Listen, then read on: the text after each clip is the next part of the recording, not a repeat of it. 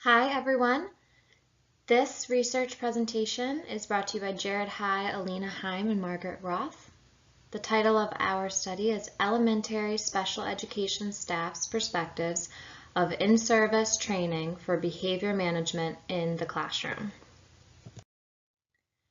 So the purpose of this study was to better understand the perspectives of both elementary special education teachers and special education paraprofessionals. We wanted to see what their perspectives were on in-service trainings provided for behavior management. Being in special education can be a very stressful job. There's been shown to be high rates of stress during the workday, as well as some challenging behaviors in addition to challenging academic learning deficits as well. So with this, what we were hoping to find is what is one way that we can mitigate some of that stress and encourage appropriate education. And the way to do that perhaps could be through in-service trainings, specifically in this case on behavior management. There needs to be a change in the American special education system. Teacher retention rates are down. There's high levels of challenging behavior, low levels of academic and social achievement. And across the board, the special education needs have become a lot more intense. Therefore, there needs to be intensive training and then also some follow-up provided in terms of support. So those training needs could overall improve student success. We have one-to-one paraprofessionals who work with special education learners or learners on 504s or IEPs. And then you have certified teachers and special educators who are also working with the same population. So we wanted to identify the training needed for employees to be able to perform their jobs effectively in the area of behavior management. So for the three of us, where we come from is that all three of us are involved in some way or form of behavior management. Either we work with learners using behavior management strategies, or we're studying to become a board certified behavior analyst. But the world of special education and the needs of the learners, their families, and their teachers is something that's very close to us. So the theory of the study is a theory of disability.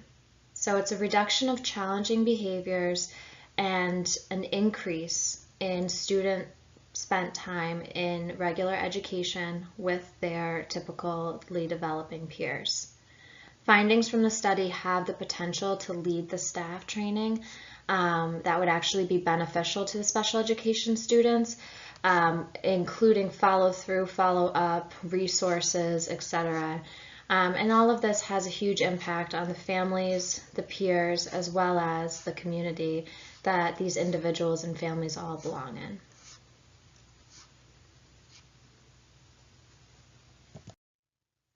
So for the literature review, we looked at a few studies that had already been conducted in this area, and we found that there were many. For this, I pulled out two significant studies, one Wessling in 2010. He sent out surveys to both special education and general education teachers, and he found that there was a large interest in challenging behavior training, and that this was something that a lot of the educators had felt that they could use more of. The study was also able to figure out some more information on teacher confidence levels, strategies that they could be using, and how much actual support and collaboration, including follow-up and follow-through, was needed. For this study, it took place in a small area in the United States. And so one of the things that we were trying to do is trying to expand the area and the geography of this study. Moore and his team in 2017 also sent out surveys to paraprofessionals and special educators that were all in the field. And the purpose of their study was to determine what type of preparation and support was needed prior to educators coming into this field working with special education learners, more specifically learners with challenging behavior and intensive behavior intervention needs. So what the study found was that teachers needed more preparation and support for behavior interventions. There were some vague definitions of what challenging behavior meant, and there was also some vague information about what type of interventions the educators were referring to.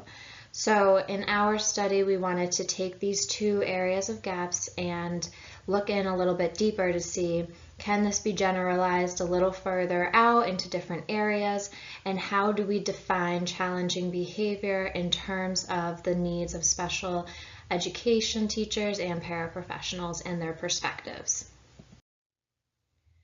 So if the researcher's stance, we use constructivism. The research and the interviewee worked together to create an understanding of the participants' thoughts on the subject. And this was due to a very collaborative and open conversational model. There were 6 participants in the study. Their names were Kelly, Mary, Lane, Pam, Beth, and Lauren. Kelly, Mary, and Lane were all certified teachers in special education. Pam, Beth, and Lauren were paraprofessionals or paraeducators who worked with learners who had special education needs. All 6 of these participants were females who worked in an elementary school between grades K and 6. They were actively employed in a public elementary school, and each participant had the knowledge of professional development opportunities available. Some of the experience ranged from 0 years of experience to 23 years of experience, and the behaviors that they had seen had also had a range depending on the population that they were in. The 3 areas that were conducted research in the study was conducted in are New Hampshire, Southern Vermont, and Western Virginia. And a challenging behavior was defined for the study for all the participants as any act that does or could inhibit the learning of the student or their peers. We used a sample selection model. The participants were selected through convenience sampling in a common work environment. We had screening questions for potential participants to see if criteria could be met. These screening questions had to do with their experience, their knowledge of challenging behavior, and their understanding of professional development and in-service trainings. We used snowball sampling to identify other participants until we were able to select our 6 participants, 3 certified teachers, and 3 paraprofessionals. We provided them with a copy of the consent form as well as interview questions ahead of the time before we interviewed them. We obtained consent prior to any interviews or discussion regarding the data collection. For the setting, the time and location were convenient to the participant. We had them participate in these interviews outside of their typical work hours in an area that was a neutral site for everyone, mainly coffee shops or libraries. Data collected through semi-structured one-on-one face-to-face interviews. It was recorded and then later transcribed to be coded.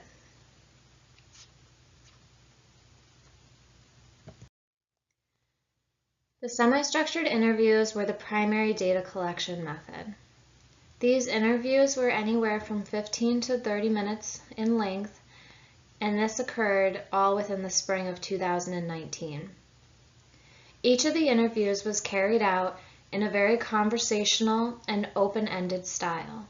This led for the participants to feel both comfortable, but also give them the opportunity to expand on the questions and more deeply describe their answers and their perspectives.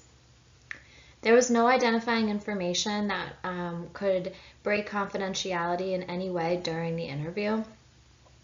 The audio recordings were all stored in a safe online password locked file. The trustworthiness of this study was very important. Each researcher reviewed the data collected. We each coded each other's data, and then we looked for common themes that could be shared among all of our understandings of each other's data.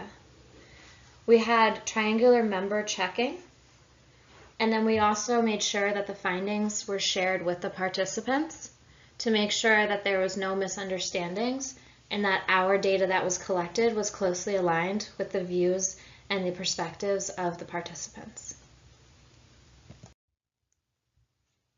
All of the interviews were recorded. They were transcribed in addition to field notes, what was going on around, the observations, and where the interview had taken place.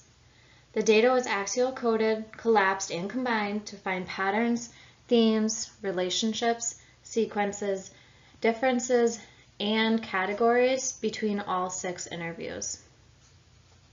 We used thematic analysis to categorize the data, and this was allowing us to connect the relevant data to the overall aim of the research, which was to gain the perspectives of special education elementary staff on in-service trainings as they relate to behavior management.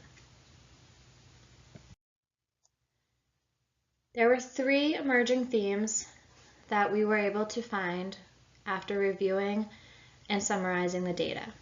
The first was work experience, the second was behavior management training, and the third was crisis intervention training. All 3 of these themes came about after collecting all of the information from the interviews. The interview questions varied greatly due to the work histories and the positions of each of the participants. However, even with the variation, we were still able to find 3 very common themes, and they each display the acquisition, or in some cases the lack thereof, of the individual's skills in relation to working with individuals with special needs. Work experience was the first. Both paraprofessionals and certified teachers spoke about work experience 88 times. 2 subcategories formed as a result, and that includes experience type and available resources. All 6 participants described having experience with challenging behavior. Some participants had more moderate behaviors that they had seen, including delayed responding, hard time attending to their work, and then also refusing or saying no. Others had more descriptive, severe behavior, including bolting, elopement, and in some cases, aggression. Severe behaviors were noted across the board as a large variation, from refusals to some throwing of chairs, hitting adults, hitting children. All of these behaviors fell underneath our behavior definition of challenging behavior mentioned previously.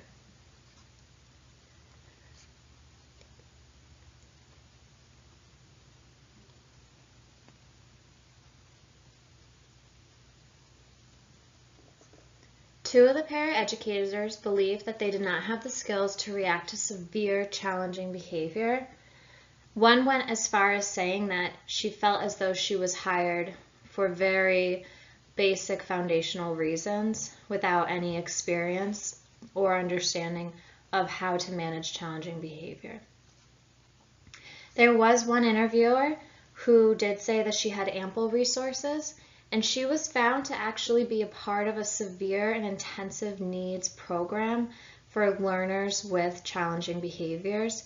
She had mentioned that she has to receive 40 hours of training prior to even going on shift and working with the learners. So again, there is a large variation.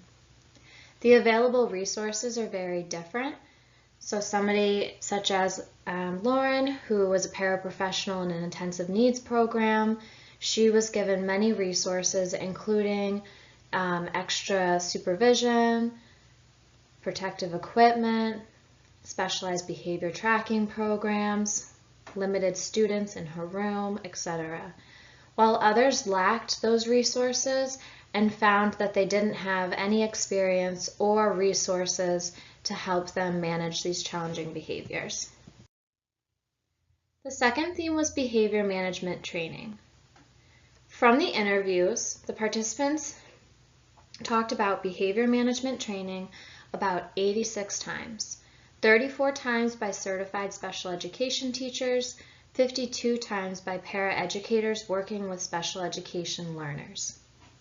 Only one teacher and one paraprofessional felt that they had enough training in the area of behavior management. One of those, what included participant Lauren, who worked in a behavior management specialized classroom. However, the remaining 4 participants believed their training was lacking, and some even had no training during their time working with behavior management in special needs populations. Most of the trainings were voluntary, and a lot were frequently offered out of district with very little incentive to attend. Incentive including monetary value, but also coverage for classes, transportation, and so forth. Another hurdle that was seen in the behavior management training through the data collection was that there was a lack of training and school resources. For the most part, many of the participants were not given written materials or resources to follow up with the training afterwards, so they felt as though there was some miscommunication and a difficulty in applying the skills learned if and when they did receive training. The third theme, crisis intervention training. Both groups of teachers and paraprofessionals talked about crisis intervention training roughly 30 times, 10 times by certified teachers and 20 times by paraeducators. Half of the participants, 2 certified teachers and 1 paraprofessional, felt that they were lacking training in crisis intervention.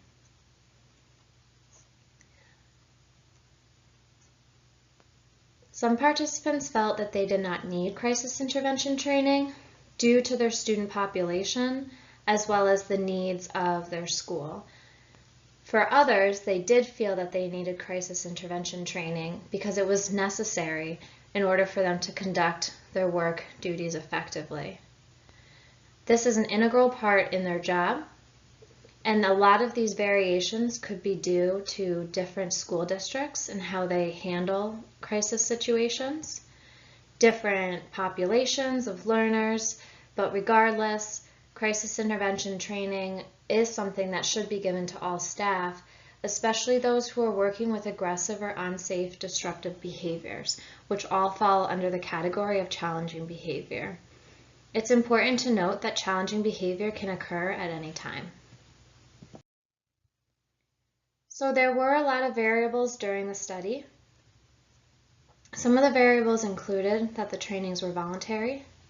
There were few follow-up opportunities after the training for participants.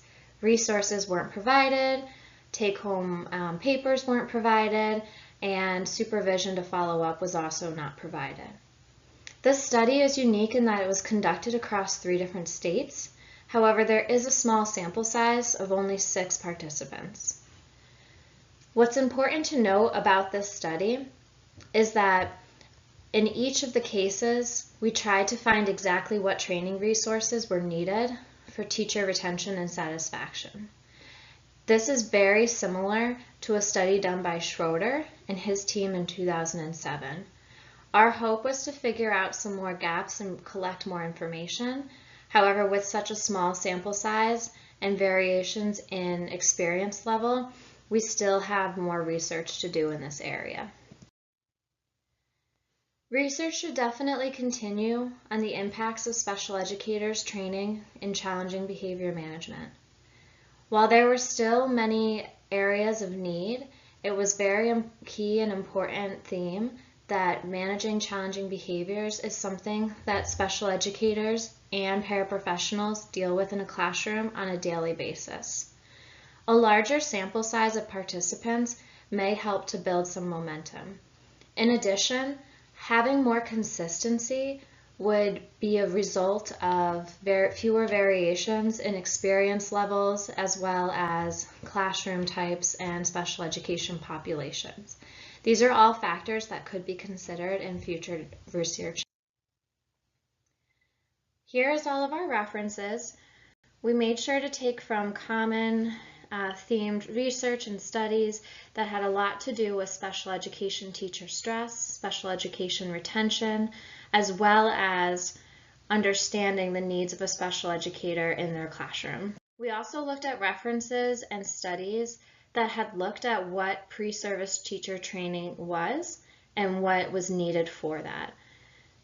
There are a lot of effective training strategies that are out there, and we wanted to make sure that we did a due diligence as far as researching and understanding these practices.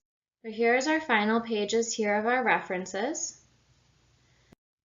And the purpose of this study, again, was to look into some of the research that has already been done in an attempt to see if we could uncover some more information about what the perspectives of special educators and paraprofessionals were.